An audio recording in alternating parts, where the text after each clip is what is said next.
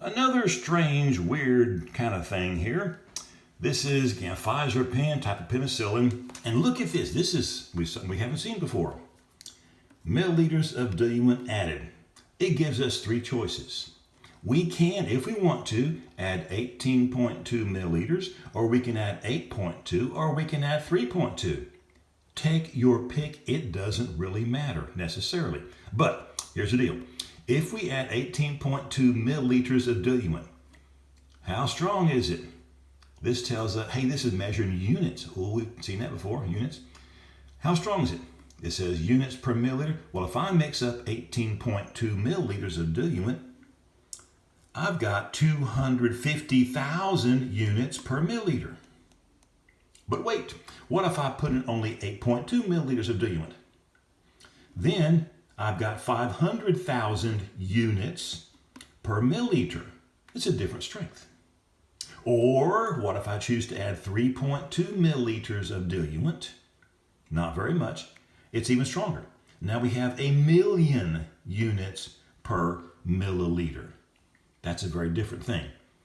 So in one sense, technically, you can pick any one of these, mix up any one of these three amounts you want to, but realize if I add the 18.2, that's how strong it is. If I add the 8.2, that's how strong it is. If I add the 3.2 mils, that's how strong it is. The thing is, I can do any one of these except for, and pay real close attention. Just as a basic rule of thumb, for an adult, you're never supposed to give more than 3 milliliters per injection site. For an older child, say 6 to 12 years of age, you're never supposed to give more than 2 milliliters per injection site. For a young child, preschool kid under 6, no more than 1 milliliter per injection site. So what if you were told how much to give, and you added 18.2 mils of diluent, and you end up, here's your dosage. In fact, I'm going to show you one. Let's say, I'm going to do one here for you personally. Let's say you were told to give 500,000 units. Well, that's your order. Put it over 1. I got to turn this sideways to do it right. And you add 18.2 mils. Okay. When I did that, there's the strength. I have 250,000 units in every 1 milliliter. Now, for those who are acquainted with the canceling zero thing, 1, 2, 3, 4 zeros here, 1, 2, 3, 4. Anyway, however you get the answer is I'm going to give 2 milliliters. But what if this is a little bitty 4-year-old child? And I'm not supposed to give more than 1 milliliter per injection site. I have to stick the kid now 2 times, 1 milliliter and 1 milliliter, and stick him twice, bless his little heart. That's not good. So what if I go down to this? I get at 8.2 milliliters. Well, now how strong is it? 500,000. If you put the number 500,000 here, units per milliliter, I do the math, I give 1 milliliter. Now the kid's getting the same amount, he's getting 500,000 units, but I can do it in less liquid because it's made up a different strength. So that's the consideration. Sometimes it's better to use the least amount or a smaller amount of the diluent to make it stronger so you won't give as much of the liquid to the patient. I hope you understood what I just said there. So if you have a problem, not if, when you have a problem using a label like this, you can technically use any one of these you want to, and that's okay, as long as you use the proper dosage strength for that particular amount of diluent. If it asks you which one's best, well, there's not any one that's best, except maybe this thing about these amounts. Let me say them again. For an adult or older child, 3 milliliters. Older child meaning 13 and over.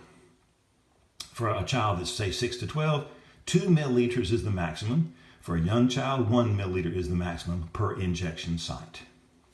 So keep those numbers in mind. But here's yet another Pfizer pen. It's got a different label. This has 20 million units in the bottle. It's a similar label. You can add 75 milliliters of diluent. You can add 33 milliliters or 11.5.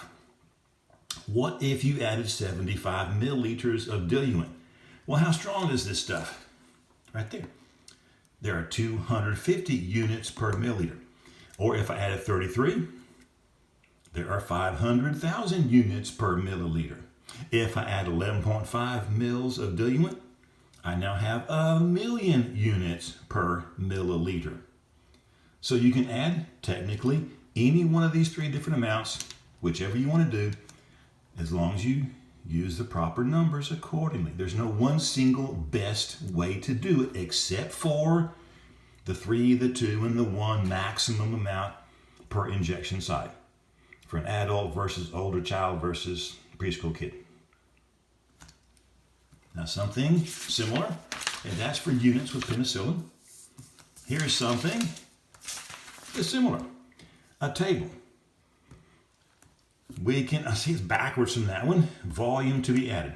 We can add 4.2 milliliters of diluent, we can add 3.2, or we can add 1.8.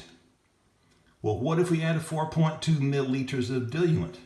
Well, then we have what? 200 what? Milligrams per milliliter. That's how strong it is. Or what if I added 3.2 milliliters of diluent? Then I have 250 milligrams per milliliter.